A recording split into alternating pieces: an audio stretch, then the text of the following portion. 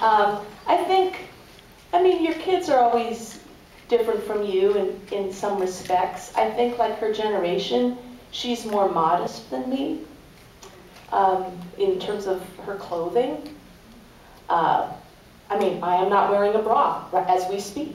Not because I think I'm so sexy, but that's just my, you know, that's, I'm part of that bra burning generation. And, you know, in fact, she would be mad that I'm even telling you this. But this is the oversharing part that she would not want to be part of.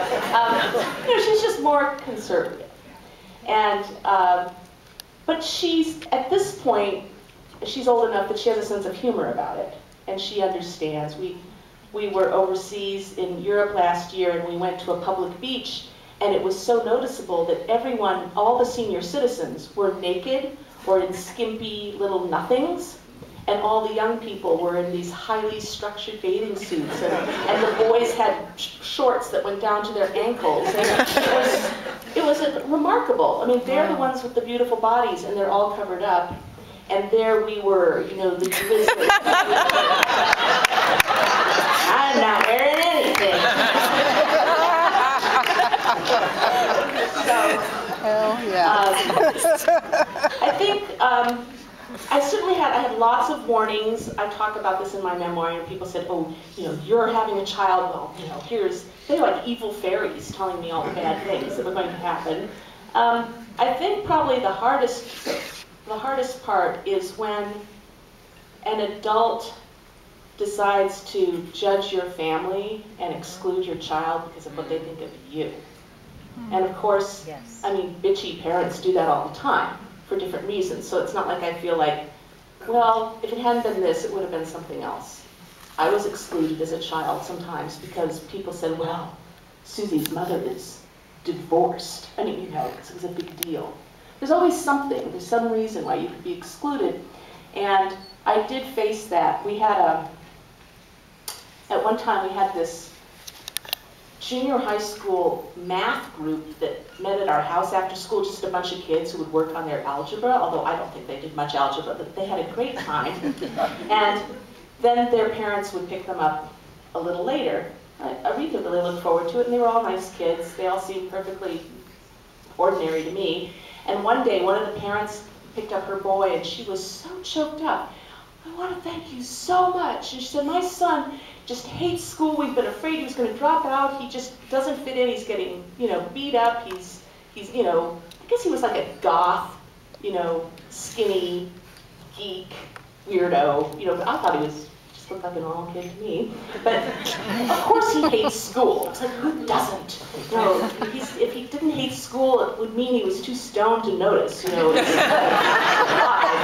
And so she's thanking me, and I was like, well, that's great. Well, they all have a great time here, and it's nice that we've gotten to know each other a little bit.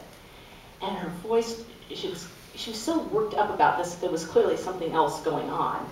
And she confided to me that one of her friends in town is like Andrea Dworkin's best friend. She's like the West Coast version of Catherine McKinnon. She's very famous in our part of the world. And she lives in my little town, so odd.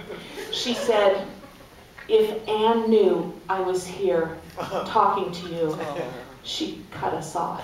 And it was serious. Like, you know, like her precarious social standing, for, you know, and it just, doesn't it sound like that garbage that I was telling you about at Bick's department store? Yeah. It just never ends.